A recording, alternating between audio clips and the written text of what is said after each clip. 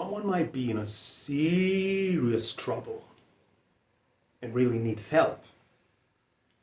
It could be personal or very stressful. It's important that this person has some support to give them your attention and let them know that you won't abandon them in such a difficult time. What are some of the phrases in Nigerian Pidgin English you could use in such cases? Don't forget, this is crucial to include yourself and others who care in your words.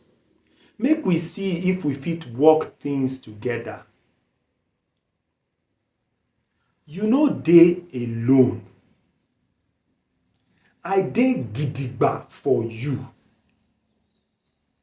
Make we take this one step at a time. Dis na wetin friends dey for. Make we join hand fix this. Take am easy. Wetin go be, go be. No reason am. No reason am at all. That's it. See you in my next video.